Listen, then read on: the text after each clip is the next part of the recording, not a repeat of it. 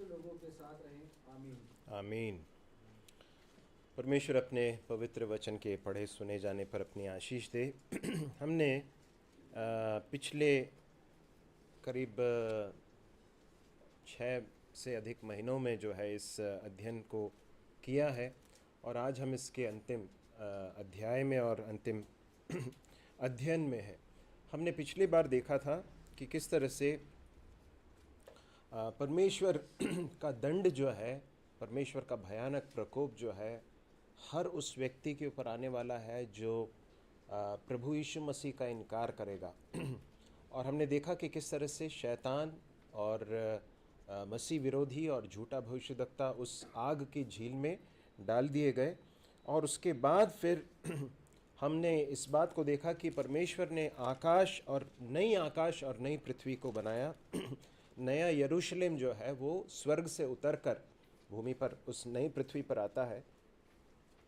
और उस नगर के बारे में हमने कुछ बातें देखी थी 21वें अध्याय में। 22वें अध्याय के पहले कुछ पदों को हमने पढ़ लिया था, जिसमें हमने देखा कि नगर के भीतर क्या है। नगर के भीतर जो है एक झलकती हुई जीवन की नदी है, जो परमेश्वर और मेमने के सिंहासन से निकलकर नगर की सड़क के बीचों बीच बहती है। इस नदी के दोनों पार क्या है? जीवन का पेड़ है, और उसमें जीवन के पेड़ में जो है 12 प्रकार के फल लगते हैं। हर माह में वो फलता है, और वो जो है जीवन से भरपूर है। और भले ही हमें वहाँ पर भोजन की आवश्यकता नहीं और न ही चंगाई की आवश्यकता है, परंतु ये उस समय के जीवन की बहुतायत के कुछ चित्र हैं। इस बात को हमने देखा था। इसके बाद हमने 3 से 5 तक इस बात को देखा था कि उस अनंतता में जिसमें सारे विश्वासी प्रवेश करने वाले हैं, उसमें कोई श्राप नहीं है। आज हम श्राप को देखते हैं। पाप का फल है श्राप, इसलिए कि पाप हट गया, इसलिए फिर श्राप का भी कोई स्थान नहीं होगा। परमेश्वर और मेमने का सिंहासन उस नगर में होगा। उसके दास उसकी सेवा करेंगे, उसका मुंह देखेंगे, और उनका नाम उनके माथों पर लिखा हुआ होगा। फिर रात नहीं होगी, दीपक और सूर्य की आवश्यकता नहीं, क्योंकि प्रभु परमेश्वर स्वयं क्या है? उसका उजियाला है।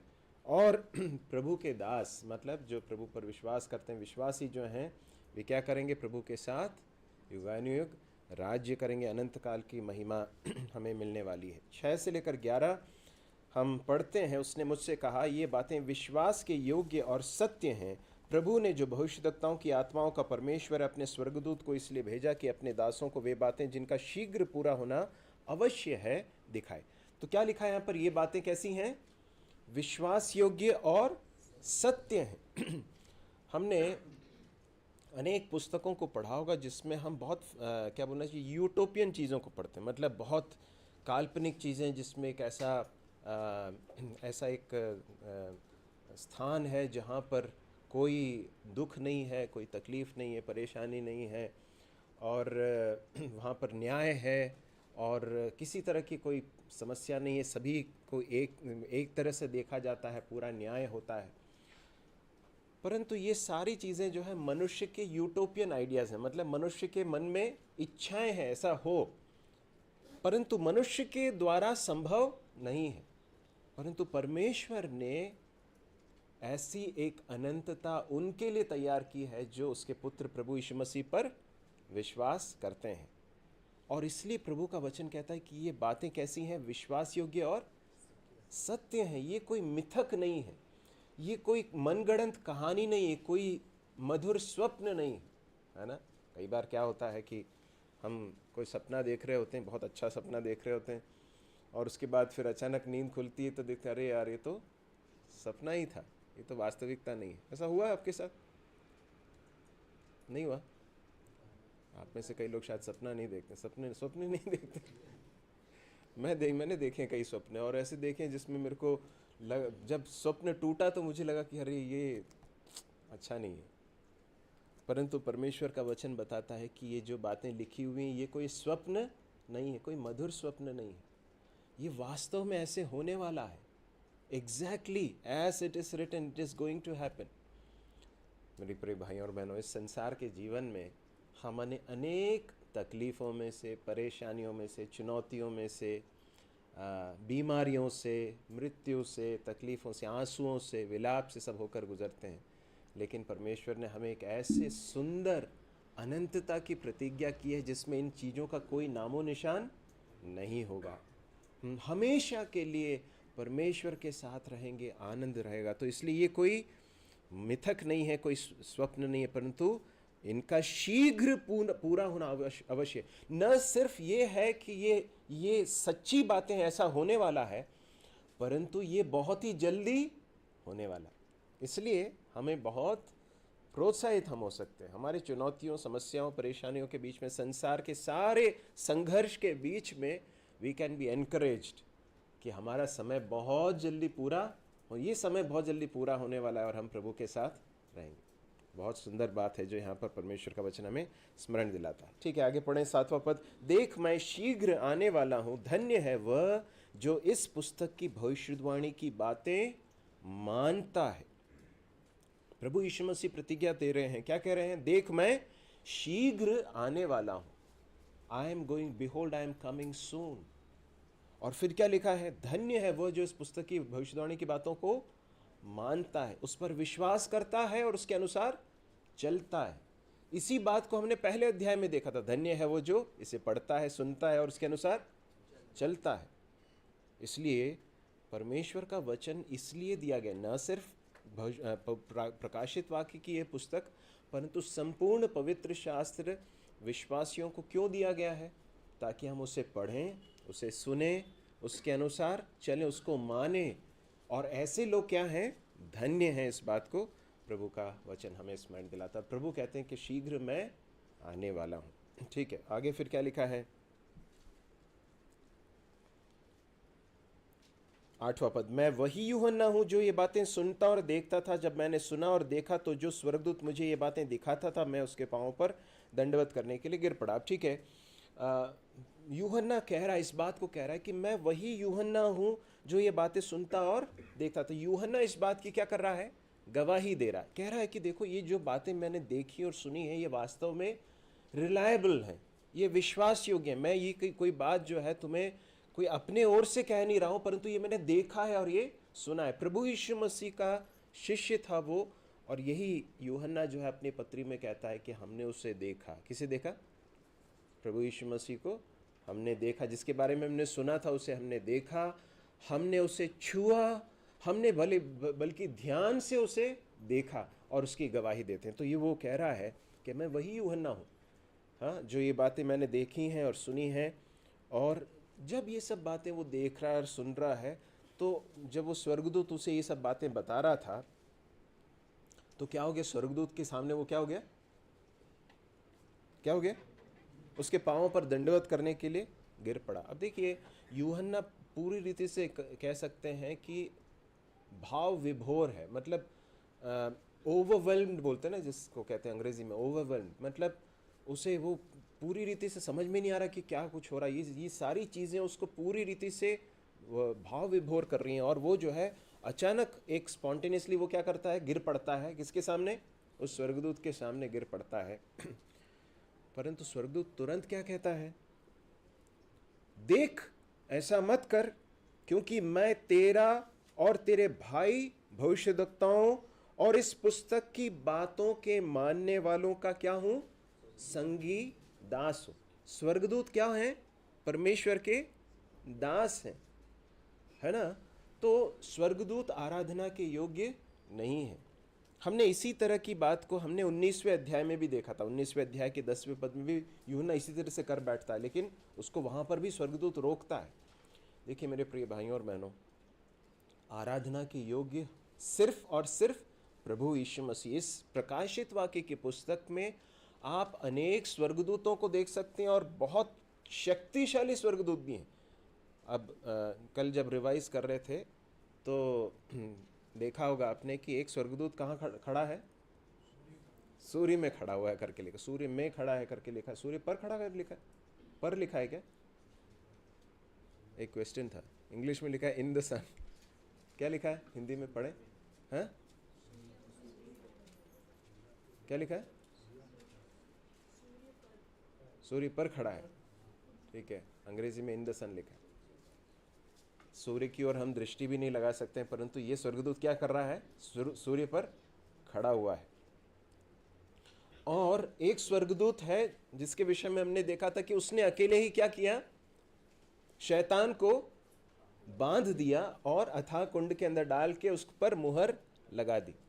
तो आप सोच सकते हैं स्वर्गदूत बहुत ताकतवर हैं। परमेश्वर ने जो स्वर्गदूत बनाए वो बहुत ही वैभवशाली हैं, बहुत ताकतवर हैं, परंतु आराधना के योग्य सिर्फ और सिर्फ प्रभु यीशु मसीह परमेश्वर ही आराधना के योग्य। इस बात को हम देख सकते हैं। ठीक है, आगे पढ़ें, क्या लिखा है फिर? पर उसने, हाँ ठीक, परमेश्वर ही को दंडवत कर। 10वां पद, फिर उसने मुझसे, अब देखिए एक और बात मेरे मन में अचानक आई। शैतान जो है वो भी एक स्वर्गदूत था, परंतु उसने क्या किया? विद्रोह किया और परमेश्वर के विरोध में उसने वो अपनी आवाज़ उठाई और कहा कि मैं परमेश्वर से भी ऊपर अपना सिंहासन लगाऊंगा, है ना। और उसके कारण वो क्या कर दिया गया? वो स्वर्ग से गिरा दिया गया। और हम देखते हैं कि ये शैतान जो है, प्रभु यीशु मसीह जो संसार में मनुष्य बनकर आया तो उनकी परीक्षा लेने के लिए आया।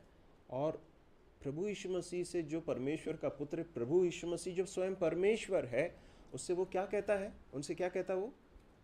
कि ये जो कुछ है वो सब क्या है? मेरा है और मैं तुझे दे दूंगा, सिर्फ एक काम कर, मेरे सामने झुक जा, मेरे सामने दंडवत कर। अब देखिए, जो सच्चा परमेश्वर का भक्त हो वो कभी भी परमेश्वर की आराधना को छीनेगा नहीं, है ना। इसलिए स्वर्गदूत जितने भी हैं वे हमेशा इस बात को एक्नॉलेज करते हैं, मानते हैं कि आराधना के योग्य कौन है? सिर्फ परमेश्वर है। वो वहाँ पर हमने शराब के बारे में पढ़ा था कि वे 6 पंख हैं, 6 से अपने पाँव को ढके रहते हैं, 6 से अपनी आँख, 2 से हाँ पाँव को ढकते, 2 से अपने मुंह को ढकते हैं, और उसके बाद 2 से उड़ते हुए क्या कहते हैं? पवित्र पवित्र पवित्र जो था, जो है और जो आने वाला है। तो स्वर्गदूत हमेशा परमेश्वर की ही आराधना करते हैं, और यदि कोई उनके सामने गिरने के लिए चेष्टा करता है तो क्या करते हैं? तुरंत उन्हें रोकते हैं। परंतु शैतान का काम बिल्कुल उल्टा है, इस बात को भी हम देख सकते हैं। ठीक है, उसके बाद हम पढ़ें 10वां पद, फिर उसने मुझसे कहा, इस पुस्तक की भविष्यवाणी की बातों को बंद मत कर, क्योंकि समय निकट है। अब दानियेल की पुस्तक 8 का 26 पढ़ लीजिए।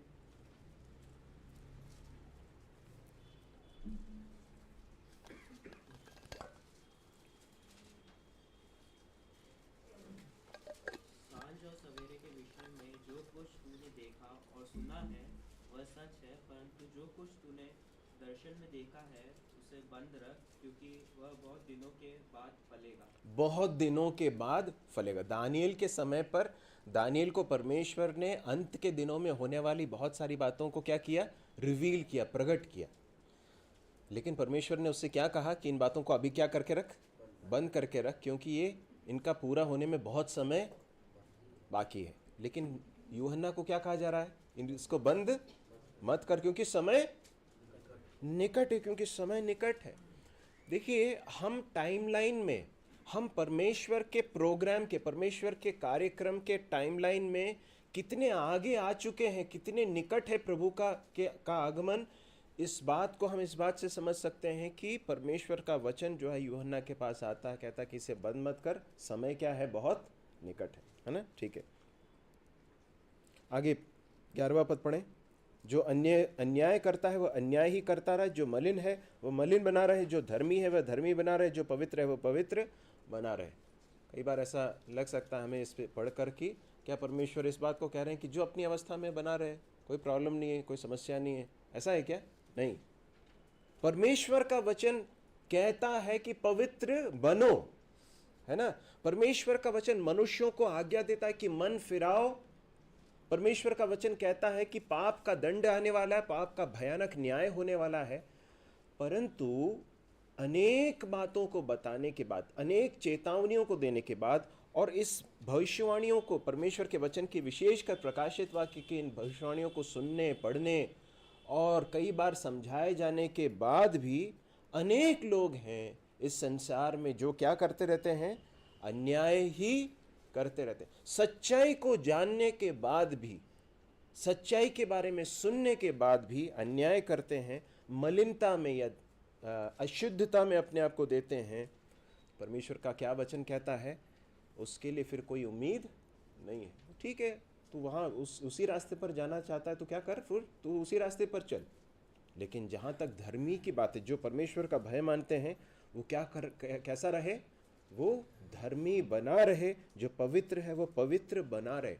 मतलब परमेश्वर के लोगों को परमेश्वर का वचन इस समय पर ये चेतावनी दे रहा है, ये इस बात का निर्देश दे रहा है कि हमें पवित्र बने रहना है, धर्मी बने रहना। मतलब उसमें हमें कंटिन्यू करना, परसिवियर करना है, धीरज के साथ इस रास्ते पर, भले कठिनाई का रास्ता है लेकिन उसमें बने रहना है। इस बात को हमें स्मरण दिलाता है। लेकिन जहाँ तक दुष्टों की बात है, जिन्होंने सच्चाई को जानने के बाद भी उसको तिरस्कार करके रखा है, रिजेक्ट कर रखा है, परमेश्वर का वचन कहता है कि ठीक है, तुम उस रास्ते पर जाना चाहते हो तो तुम्हें उस रास्ते पर छोड़ दिया जाएगा। आपको याद है रोमियो की पुस्तक पहले अध्याय में क्या लिखा है? वहाँ पर हम पढ़ते हैं कि परमेश्वर ने अपनी पहचान अपने बारे में प्रकट किया मनुष्यों को, परंतु परमेश्वर के इस पहचान को मनुष्यों ने अपने मन में रखना न चाहा। उनका निर्बुद्धि मन कैसा हो गया? अंधेरा हो गया। उन्होंने परमेश्वर की आराधना करने के बजाय परमेश्वर ने जिन बातों को बनाया है उनकी आराधना करने लगे। इसलिए क्या हो गया? परमेश्वर ने उनको उनके हाल पर छोड़ दिया। परमेश्वर के द्वारा दुष्टता के या पाप के रास्ते पर, हाल पर छोड़ दिया जाना बहुत ही भयानक होगा। It will be a terrible thing that can happen. Anyway, हम आगे बढ़ें। 12वां पद, देख मैं शीघ्र आने वाला हूँ। अब यहाँ से जो है 12 से लेकर 21 तक हम अंतिम निमंत्रण और चेतावनी को देख सकते हैं। The last invitation and the last warning. क्या लिखा है? प्रभु यीशु मसीह फिर कह रहे हैं। अब देखिए, बार बार जब परमेश्वर का वचन किसी बात को दोहराता है तो वो पहली बात तो ये बताता है कि इसका होना निश्चित है, और दूसरी बात उस पर बहुत ज्यादा जोर दिया जा रहा है। इसलिए उस बात को क्या किया जा रहा है? दोहराया जा रहा है। प्रभु यीशु मसीह बार बार कहते हैं, क्या कहते हैं? देख मैं शीघ्र आने वाला हूं और हर एक के काम के अनुसार बदला देने के लिए प्रतिफल मेरे पास है। पतरस अपनी पत्री में कहता है कि अनेक लोग जो है ठट्टा करने वाले लोग होंगे। अंत के दिनों में कैसे लोग होंगे? ठट्टा करने वाले लोग होंगे। और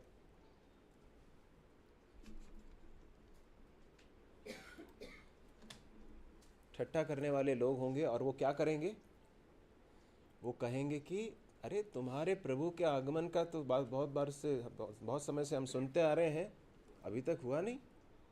ये सब फालतू की बातें हैं।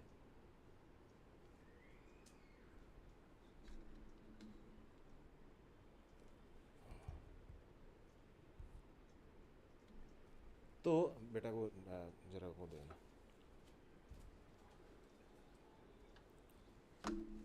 तो ठट्ठा करने वाले लोग होंगे, परंतु परमेश्वर का वचन वहां पर भी हमें स्मरण दिलाता है कि प्रभु के आगमन में जैसे कि देर कई लोग समझते हैं वैसे देर नहीं होगी, पर प्रभु का आगमन बहुत ही जल्दी होने वाला है। तो प्रभु यीशु मसीह इस बात को कह रहे हैं, देख मैं शीघ्र आने वाला हूं। हम सब के अंदर, हम सारे विश्वासियों के अंदर प्रभु के आगमन का एक बहुत बड़ा एक एक्सपेक्टेशन मतलब बहुत आने की बड़ी चाहत। प्रभु आप आइए, इस बात की एक चाहत होना बहुत ज़रूरी है। प्रभु यीशु मसीह ने 10 कुंवारियों का दृष्टांत का था, याद है आपको? 5 कुंवारियाँ तैयार थीं, 5 कुंवारियाँ कैसी थीं? तैयार नहीं थीं। और उससे बेसिक जो सच्चाई है जो प्रभु यीशु मसीह बताना चाहते हैं वो ये है कि प्रभु के आगमन के लिए उनके भक्त लोगों को क्या करना चाहिए? तैयार रहना है। We have to be prepared, है ना? ये ऐसा क्यों कहा जा रहा है? क्योंकि हम इस संसार में रहते हुए, संसार में जो चीज़ें हमारी जिम्मेदारियां हैं, हमारे जो संघर्ष हैं, चुनौतियां हैं, परेशानियां हैं, इन सारी चीज़ों में उलझ कर जो है कई बार हम इस बड़े बात से कि हमारा प्रभु बहुत ही निकट है, आने पर ही है, इस बात से हम कई बार बहुत अनभिज्ञ हो सकते हैं या उसको बहुत केयरलेसली, हल्के से ले सकते हैं। प्रभु फिर से हमें स्मरण दिलाता है कि हर एक के काम के अनुसार बदला देने के लिए प्रतिफल मेरे पास है। जिन्होंने प्रभु यीशु मसीह पर विश्वास नहीं किया, उनके कामों के अनुसार उनका न्याय होगा, हमने उसे पहले देखा है कि जो श्वेत सिंहासन का जो न्याय है उसमें सारे अविश्वासियों का न्याय होने वाला है। परंतु जहाँ तक विश्वासियों की बात है, प्रभु ने हर विश्वासी के कार्यों के अनुसार उनको प्रतिफल देने का एक समय निश्चित किया, जिसे हम मसीह का न्यायासन कहते हैं। उस दिन हम सब प्रभु के पास पहुंचेंगे और हम मसीह मंडली होकर नहीं जाएंगे। हम वहाँ पर जेम्स का परिवार या विलियम का परिवार या बिनू का परिवार या बिट्टू का परिवार या डैनी का परिवार होकर या अनिल का परिवार होकर नहीं जाएंगे। हम कैसे जाएंगे? प्रभु के सामने हर एक व्यक्ति अपना अपना हिसाब प्रभु को देगा। अंग्रेजी में मलयालम में इस तरह से लिखा है, कणक बोधिपिक्केंडी वरुना। इसका मतलब क्या मालूम? हिसाब देकर उस बात को बताना पड़ेगा कि मतलब हर बात का हिसाब का बोध कराया जाएगा। देखिए मेरे प्रिय भाइयों और बहनों, हम कई बार मसीही जीवन को विश्वासी लोग बहुत हल्के से लेते हैं। आप बाकी सारी चीज़ों में हम जो है बहुत सीरियस रहते हैं, परंतु जब विश्वास की बात आती है, आत्मिक जीवन की बात आती है, प्रभु के लिए जीने की बात आती है, प्रभु के लिए काम आने की बात आती है, उसी में हम कॉम्प्रोमाइज कर जाते हैं। बिना इस बात को याद रखे कि एक दिन हमें प्रभु के सामने खड़ा होना होगा। हमें जो समय मिला, हमें जो स्वास्थ्य मिला, जो हमें सेहत मिली, हमें जो संबंध मिले, है ना, हमें जो धन मिला, हमें जो संपत्ति मिली, हमें जो कुछ भी दिया गया है, इस सब का हिसाब लिया जाएगा। बेटा तूने क्या किया? What did you do with it? और उस दिन हम ये नहीं कह पाएंगे नहीं प्रभु उस समय मैं ना प्रभु उस समय बिजी था, या मेरे पास प्रभु ये सब काम था। नहीं, नथिंग।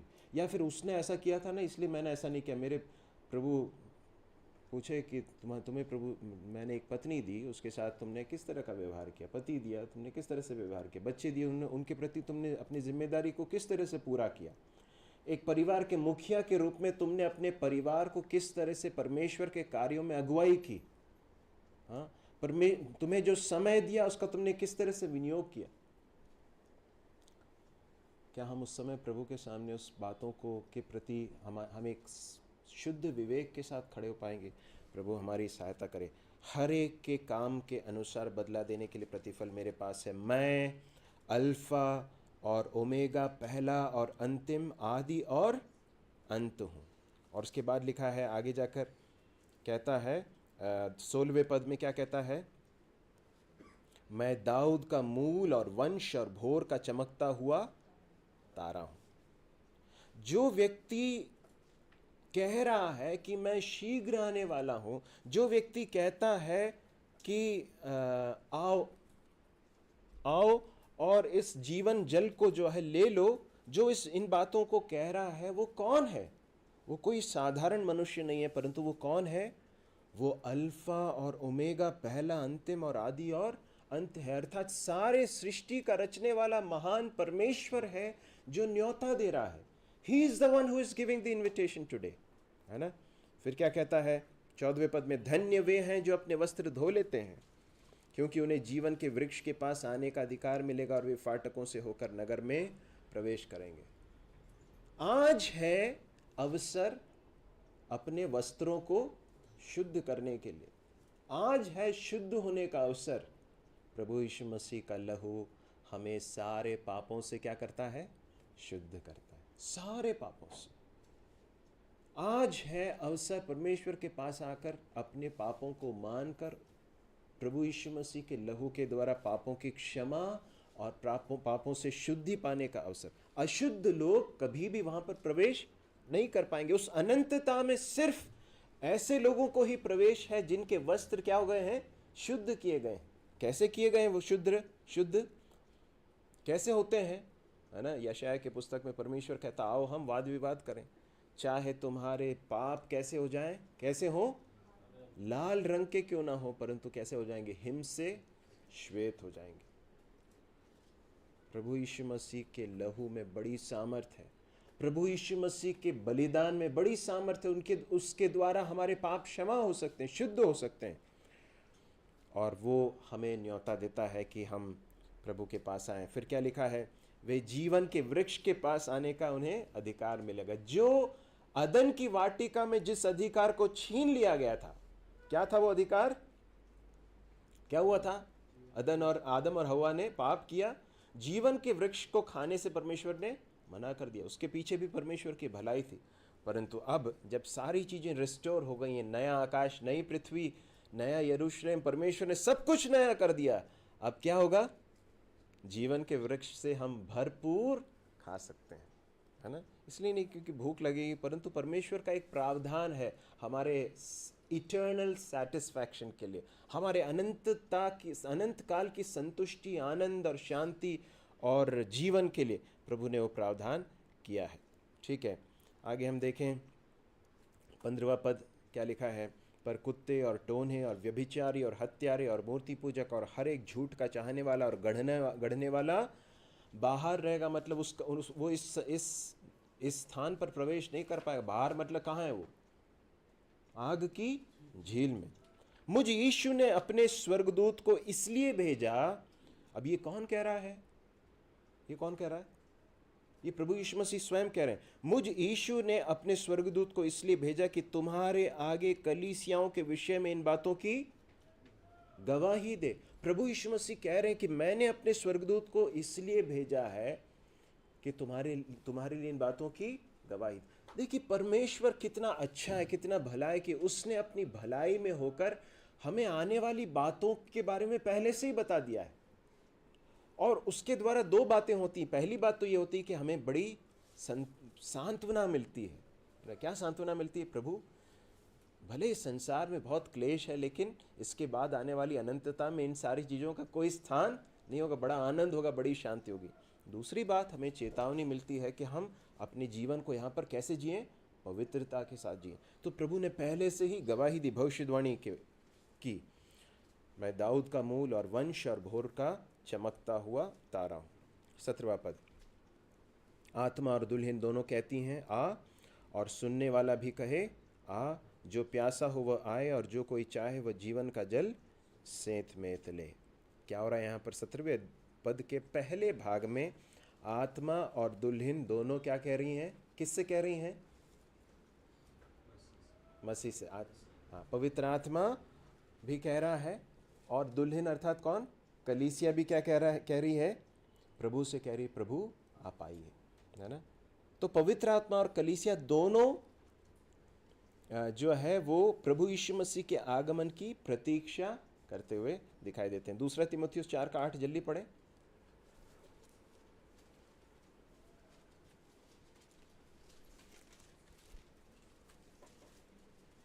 भविष्य में मेरे लिए धर्म का वह मुकुट रखा हुआ है, जिसे प्रभु जो धर्मी और न्यायी है मुझे उस दिन देगा, और मुझे ही नहीं वरन उन सबको भी जो उसके प्रकट होने को प्रिय जानते हैं। जो उसके प्रकट होने को प्रिय जानते, या फिर उससे प्रीति रखते हैं, उसके उस अभिलाषा से भरे हुए हैं कि प्रभु प्लीज आइए।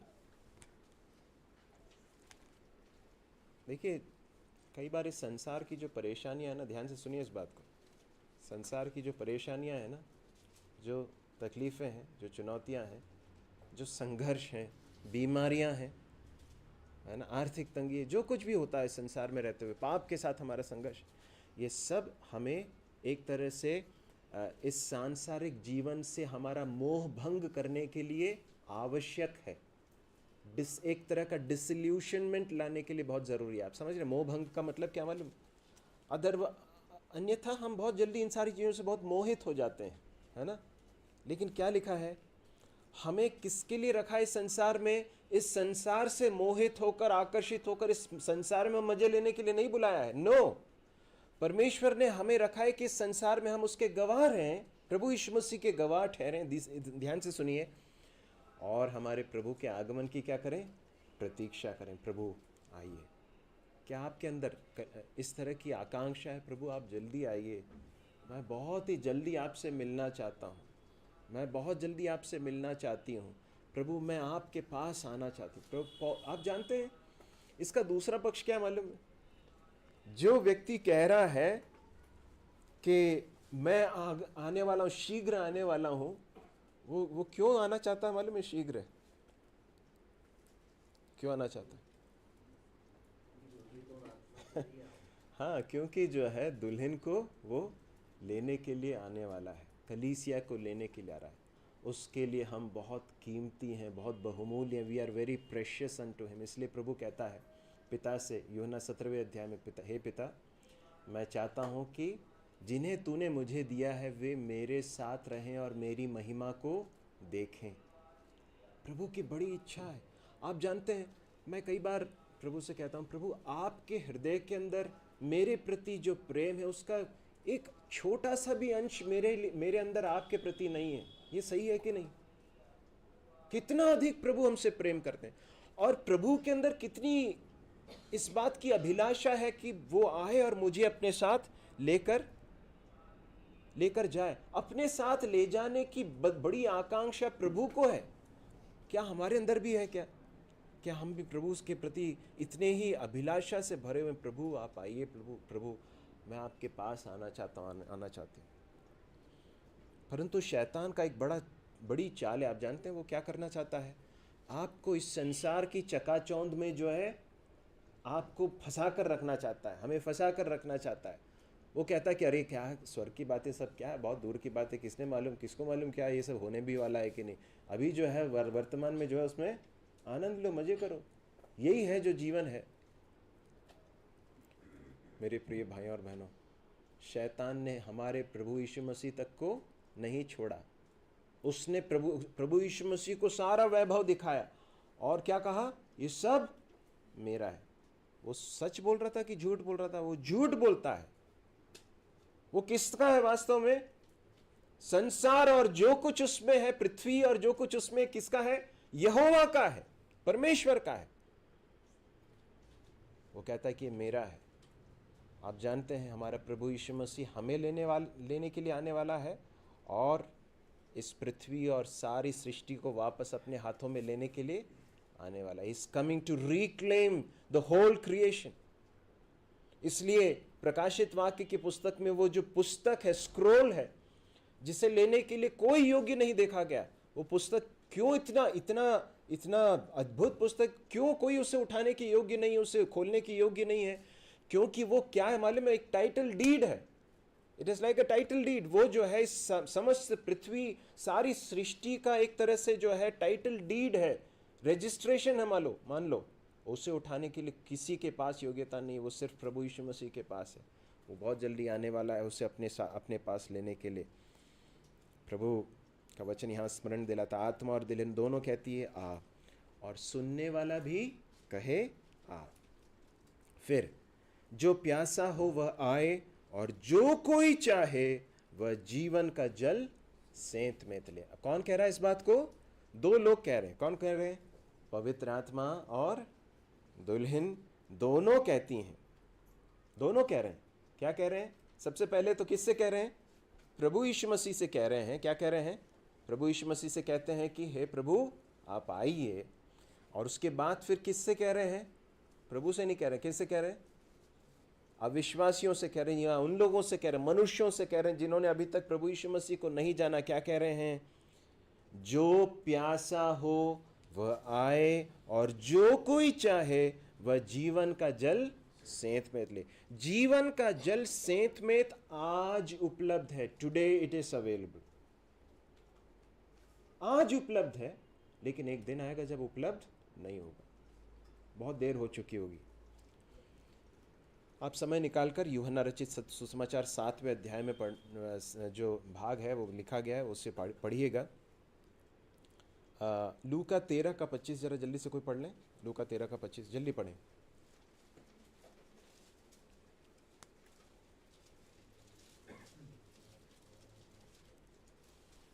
जब घर का स्वामी उठकर द्वार बंद कर चुका हो तो तुम बाहर खड़े हुए द्वार खटखटा कर कहने लगो, हे प्रभु हमारे लिए खोल दे। और वो उत्तर दे, मैं तुम्हें नहीं जानता, तुम कहाँ थे? एक दिन आने वाला है जब द्वार क्या हो जाएगा? बंद हो जाएगा। खटखटाते रहोगे, द्वार नहीं खोला जाएगा, क्योंकि उद्धार का रास्ता, उद्धार का द्वार बंद हो गया। नूह के समय में परमेश्वर ने नूह को जहाज बनाने के लिए कहा। बनाया किसने? नूह ने। दरवाजा भी किसने बनाया? उन्होंने बनाया था, परंतु दरवाज़ा बंद किसने किया?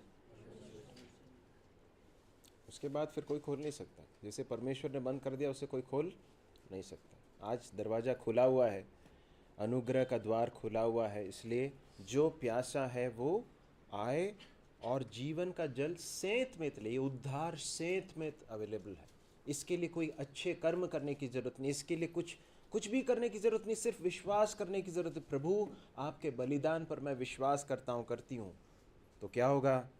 उद्धार मिलेगा, जीवन का जल मिलेगा और प्यास बुझ जाएगी और जीवन का सोता जो है बह निकलेगा। परंतु किसे मिलेगा आप ये जानते हैं? किसी को भी ज़बरदस्ती नहीं दिया जाता। ये किसको दिया जाता है? जो प्यासा है वो आए और मांगे तो उसको दिया जाएगा। जिसे अपनी आवश्यकता का बोध है वो जब आएगा और प्रभु से बोलेगा तो प्रभु उसको उद्धार देगा। अनेक लोग बहुत सेल्फ सफिशिएंट है, उनको लगता है कि हमें उद्धार की ज़रूरत नहीं, हम तो बहुत अच्छे हैं, हमने कौन सा गलत काम किया कि हमें पापों की क्षमा मिलने, हम तो पापी हैं ही नहीं। ऐसे लोगों की प्रभु कोई मदद नहीं कर सकता। प्रभु ने कहा कि वैद्य को की आवश्यकता किसको है? बीमार को है। फरीसी और शास्त्री लोग अपने आप को बहुत धर्मी समझते थे, इसलिए क्या हो गया? वे परमेश्वर के उद्धार से वंचित रह गए। फिर आगे पढ़ें 18वें पद से, मैं हर एक को जो इस पुस्तक की भविष्यवाणी की बातें सुनता है गवाही देता हूँ। यदि कोई मनुष्य इन बातों में से कुछ बढ़ाए तो परमेश्वर उन विपत्तियों को जो इस पुस्तक में लिखी हैं उस पर बढ़ाएगा। यदि कोई इस भविष्यवाणी की पुस्तक की बातों में से कुछ निकाल डाले तो परमेश्वर उस जीवन के वृक्ष और पवित्र नगर में से जिसका वर्णन इस पुस्तक में है उसका भाग निकाल देगा। तो जो इस पुस्तक में से कुछ निकाले उसके साथ जोड़े, परमेश्वर के द्वारा आने वाली विपत्तियों का भागी होगा और अनंत जीवन से वंचित हो जाएगा। इस बात की बड़ी चेतावनी परमेश्वर का वचन बता रहा है। न सिर्फ प्रकाशित वाक्य की पुस्तक परंतु संपूर्ण पवित्र शास्त्र के साथ कोई भी कुछ नहीं जोड़ सकता है और कोई घटा नहीं सकता। ये परमेश्वर का लिखित वचन, परमेश्वर का पूर्ण वचन है। और इसलिए मैं आप सबको बताना चाहता हूँ, परमेश्वर के वचन को हैंडल करते समय बहुत केयरफुली हैंडल करने की ज़रूरत है, बहुत ध्यान से। इसलिए परमेश्वर का वचन पौलुस जो है कहता है, तीमुथियुस को कहता है कि अपने आप को परमेश्वर के वचन को ठीक ठीक काम में लाने वाला क्या बन?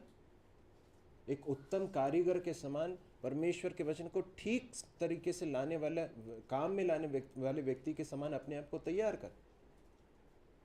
हम परमेश्वर के वचन में कुछ भी नहीं बोल सकते हैं, उसके सही अर्थ को समझना और उसको सही रीति से प्रस्तुत करना ये हमारी बड़ी जिम्मेदारी है।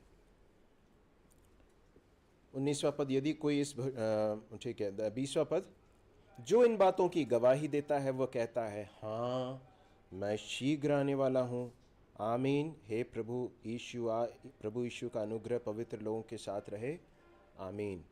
एक और बार, कितने ही बार प्रभु यीशु मसीह कह रहे हैं, बार बार कह रहे हैं कि मैं शीघ्र आने वाला, ताकि किसी तरह से कोई संदेह की कोई गुंजाइश न रहे, कोई भी लापरवाही में न रहे।